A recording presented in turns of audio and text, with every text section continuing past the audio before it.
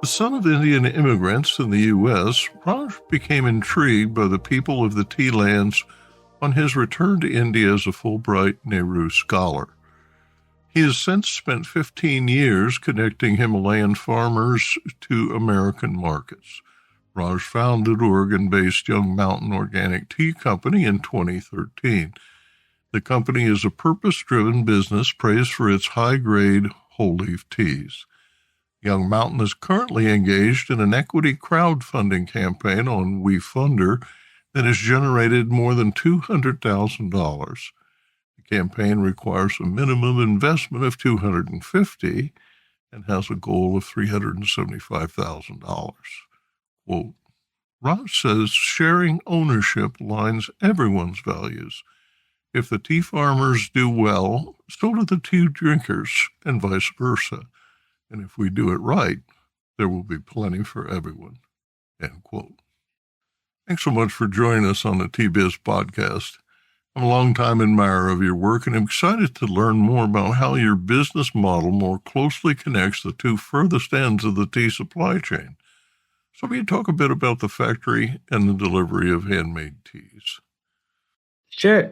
Well, thank you very much for having me. It's a pleasure to be here, and I likewise am very much a fan of the Tea Biz work and everything that you do, Dan. So thanks. Thanks for what you do on behalf of the industry to keep us better informed.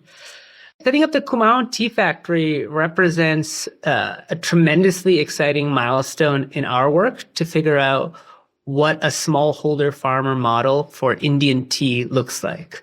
Specifically, shifting ownership of high-quality specialty tea processing facilities into the hands of farmers is a big step forward in the work to help farmers raise the quality of their teas so that they can earn more and raise the quality of their lives.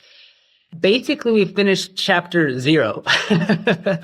We set up the legal and financial systems to launch an international joint venture with shared ownership between local farmers and our company. We've constructed a world-class tea processing facility with guidance from experts around the world and equipped it with 2 different production lines, one orthodox and one specialty, so we can meet the market demand where it's at. And really, the next part of chapter 0 is to make good tea. And that'll really begin next April with the beginning of the 2025 tea harvest. So at this moment, we're just going through the permitting process and the organic certification so that come next April, when we're in a position to work with our farmer partners to make good tea. Young Mountain has been selling Kumaon tea since 2013. How was it processed before the factory was built? The existing tea production across Kumaon is done in government-owned and operated facilities. For about the last 25 years, all tea production has been managed by a government program. Their initial hope was that they would just be growing the tea and that private players would come and set up Botley factories. When that didn't happen, they were forced to set up their own processing facilities. But, it's a government program whose objectives are to create livelihoods and not necessarily to make export-ready world-class teas. So while they were phenomenally successful in doing the hardest part of tea by growing high-elevation organic tea bushes, they haven't had the access to the resources and expertise to process those teas. And so that's where we can step in and help complete the loop. That's very insightful, Raj. Governments look to tea to earn foreign exchange dollars and to employ people in rural areas. Are also trying to create jobs for women. There are many, sometimes conflicting missions. Low on their list of priorities is making exquisite tea with multiple certifications. Yet ultimately, that is where the real money lies. It makes sense to organize the business into 2 tiers. You can't keep everybody working if you produce only 10,000 kilos by hand. When a factory produces 1 million kilos or more, everybody has a job. But then only a tiny fraction will be graded as top of the crop. You hit on 2 really important limitations to what's happening in Kumaon right now. One is, as you said, the processing, the quality of the teas and the certifications necessary to do well in the international market just haven't been a priority for the government. They've been trying to bring in as many farmers and targeting women farmers specifically. And they, again, were successful in that, but the priority wasn't on making really high value tea. The second part that as we pushed into this project, we learned is that the yield in Kumaon is very low. It's about a fifth of what you would see in Darjeeling. So less than 100 kilos of made tea per hectare is on average what's happening now. So really, to make this economically viable in the long run, there's more than just processing of quality teas that needs to happen. There have to be investments into increasing the yield. And that's actually the next chapter of our work, which we've already begun into and done some trial experiments with different regenerative organic practices. But that kind of represents the frontier in the long-term. Huge potential for this region is not only making good tea, but making enough of it to support 10,000 farmers. Where do you turn for capital and expertise, and how do you jumpstart a long-term venture? I want to hear more about your vision. The financing of this work really does fit into the bigger vision for what we're trying to achieve, which is system change.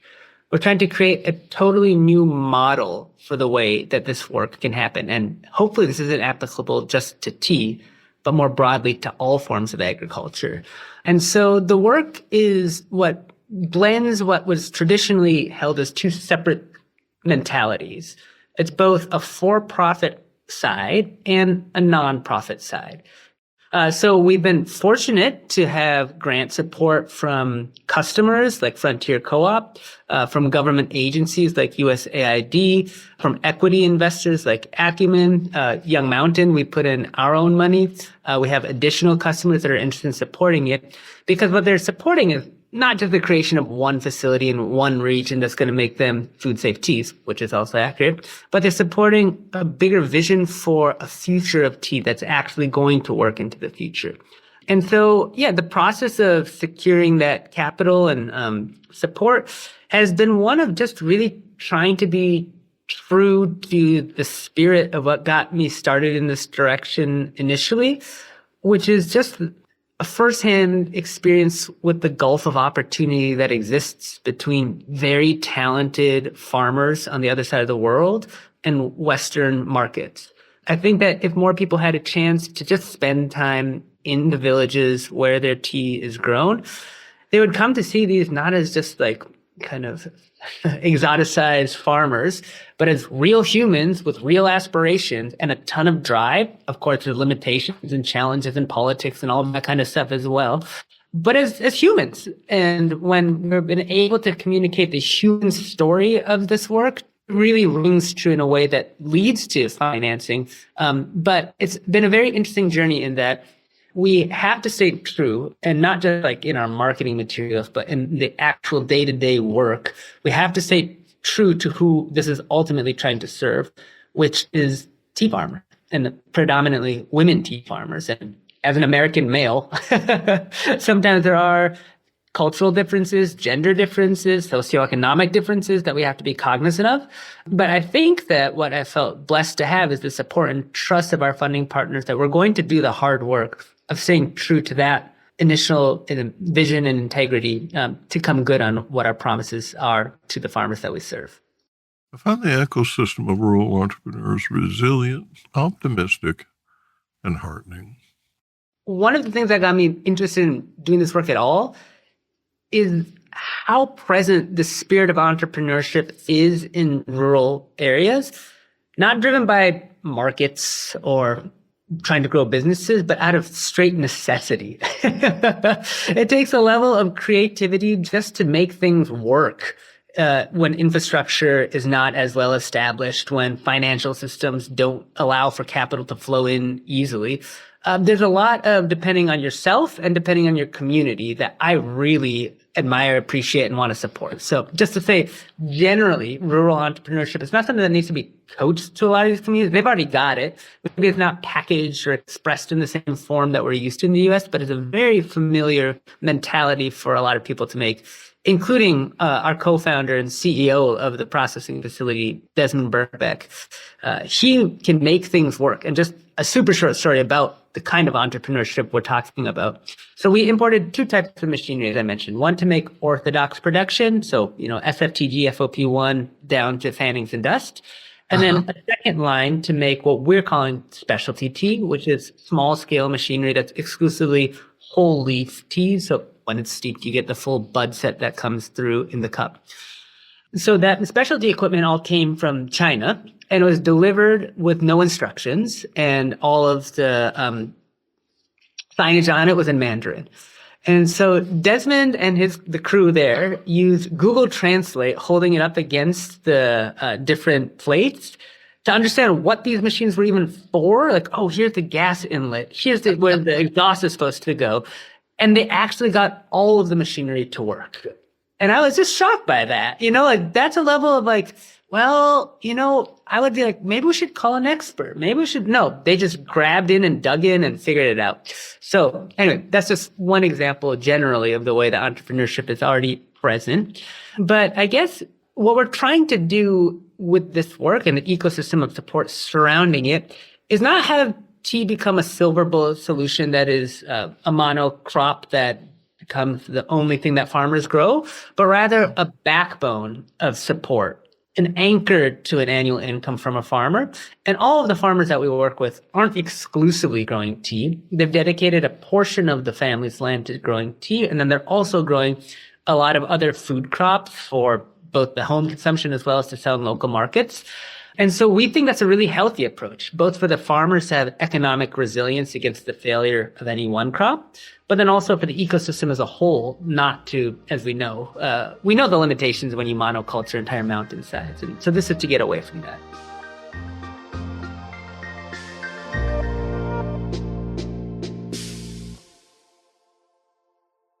Produced by Adavita Studios. Connect your voice to the world.